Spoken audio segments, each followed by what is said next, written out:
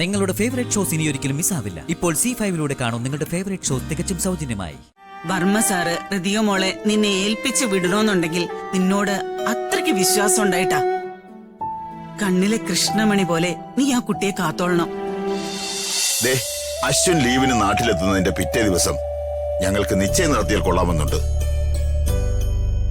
ബാക്കിയൊക്കെ തന്റെ ഇഷ്ടം. ഇനി എന്താണെന്ന് വെച്ചാൽ നീ തീരുമാനിക്കേ. ഇതിനൊക്കെ ചില ചിട്ടവട്ടങ്ങളില്ലേ പ്രതാപ? ഞാനേ നമ്മുടെ ജോത്സ്യനെ ഒന്ന് വിളിപ്പിക്കാം. ജോത്സ്യം വരട്ടെ. പിന്നെ അശ്വിന്റെ ജാതകം നിങ്ങൾ ഇവിടെ ഒന്ന് എത്തിക്കണം. ജാതകപ്പൊരുത്തം നോക്കിയിട്ട് നമുക്ക് തീരുമാനിക്കാം. എന്തു പറയുന്നു? ഞങ്ങളൊരു ജോത്സ്യരുടെ അഭിപ്രായം ചോദിച്ചിട്ടാണ് വന്നത്. അങ്ങനെ വെറുതെ ചോദിച്ചിട്ട് കാര്യമില്ലല്ലോ പരമേശ്വര. ജാതകപ്പൊരുത്തം കൃത്യമായിട്ട് നോക്കണം. ഇത് ഋതുമോളുടെ ജീവിതത്തിന്റെ കാര്യമാ.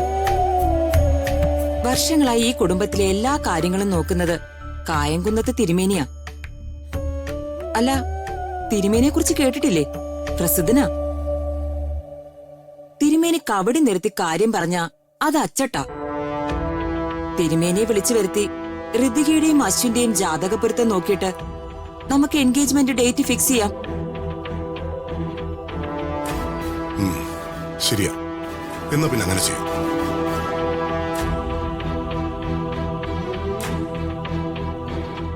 തിരുമേനി പറയുന്ന പോലെ നമുക്ക് ചെയ്യാം.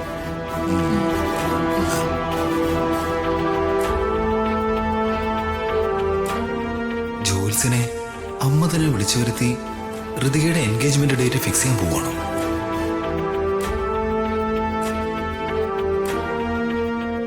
ഈ അമ്മയ്ക്ക് ഇത് എന്തു പറ്റി?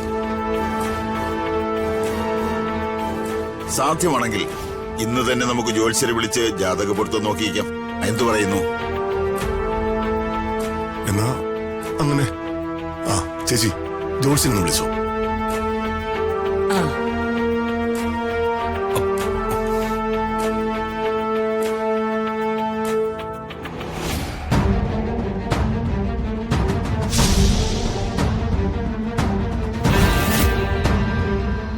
Total pressure which we can also measure. Raju, check ചെയ്തോ? 2 ചാപ്റ്ററും തീർന്നോ? തീർന്നു. ഇത്ര പെട്ടെന്നോ? ഇംപ്രൂവ്മെന്റ് ഉണ്ടല്ലോ. ട്യൂഷൻ സാറ് മോശമല്ലല്ലോ. ഗുഡ്. ഇവിടെ എന്താടാ നനഞ്ഞു കിടക്കുന്നത്? അത് ആ രമ്യ കാണിച്ച പണിയാമേ. അവൾക്ക് ഈയിടെയായിട്ടെ ഇത്തിരി കൂടുന്നുണ്ട്.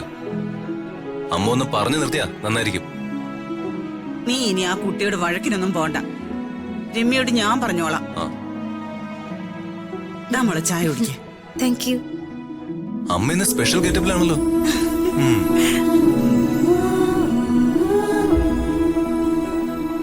വൗ, എന്ത് നല്ല ചായ ഇത്. ഞങ്ങളുടെ വീട്ടിലെ സെർവൻസും ചായ ഉണ്ടാക്കും, പക്ഷേ കൊള്ളില്ല. യാമിനി ചെറിയമ്മ ഉണ്ടാക്കുന്ന ചായയായിരുന്നു എന്റെ ഫേവറേറ്റ് ചായ. പക്ഷേ ഇനി മുതൽ ഇതാണ് എന്റെ ഫേവറേറ്റ്.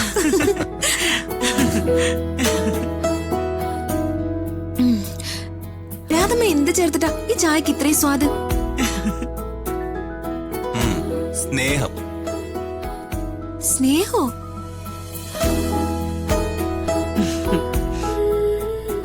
അതെ, സ്നേഹം തന്നെ. ഞങ്ങളൊക്കെ കുഞ്ഞായിരിക്കുമ്പോ ചായക്കിടാൻ മധുരയില്ലെങ്കിൽ ചായ ഇട്ട് തന്നിട്ട് അമ്മ ഞങ്ങളോട് പറയും, മോനെ മക്കളെ, ഇത് മധുരയില്ലാത്ത ചായയാണ്, പക്ഷേ അമ്മ ഇതില് സ്നേഹം ചേർത്തിട്ടുണ്ടെന്ന്.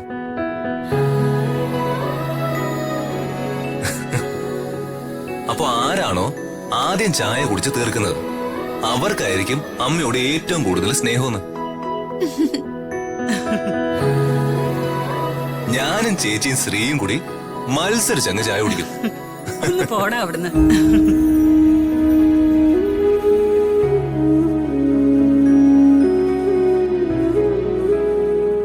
ശരിയാ, അമ്മമാര് സ്നേഹത്തോടെ തരുന്നതിനെല്ലാം ഇതുപോലെ സ്വാദായിരിക്കും അല്ലേ രാജു?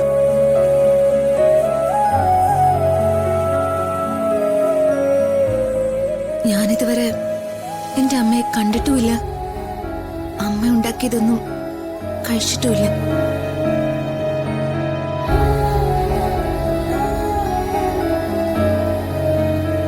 അയ്യോ, രാധമ്മ വിഷമിക്കണ്ട. രാധമ്മ ഉണ്ടാക്കി തന്ന ആഹാരവും ദേ, ഈ ചായയൊക്കെ കുടിക്കുമ്പോഴാ എനിക്ക് അമ്മ ഉണ്ടാക്കുന്നതിന്റെ സ്വാദ് എന്താണെന്ന് മനസ്സിലാവുന്നത്. താങ്ക്സ് രാധമ്മ.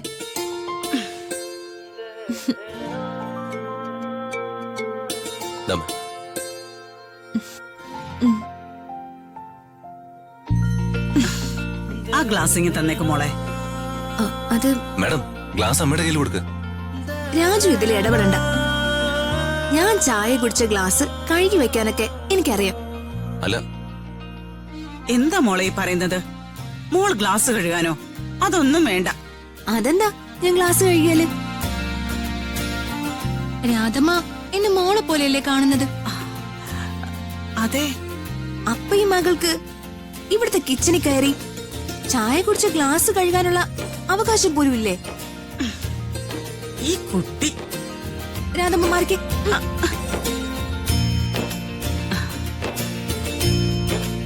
കൊട്ടാരത്തിലെ രാജകുമാരിയാ, എന്നാലും എന്തൊരു എളിമയാ. രതികമ്മയുടെ ഒരു പാവണമേ. പാവം മാഡത്തിന് അമ്മയുമില്ല. വർമ്മ സാറാണെങ്കിൽ രതിക മാഡത്തിനോട് ഒരു അടുപ്പവും സ്നേഹവും കാണിക്കുന്നുമില്ല. പാവം രാജു, വർമ്മ സാറ് ഹൃദയ മോളെ നിന്നെ ഏൽപ്പിച്ചു വിടണോന്നുണ്ടെങ്കിൽ നിന്നോട് അത്രയ്ക്ക് വിശ്വാസം ഉണ്ടായിട്ടാ. കണ്ണിലെ കൃഷ്ണമണി പോലെ നീ ആ കുട്ടിയെ കാത്തോളണം. ശരിയമ്മേ.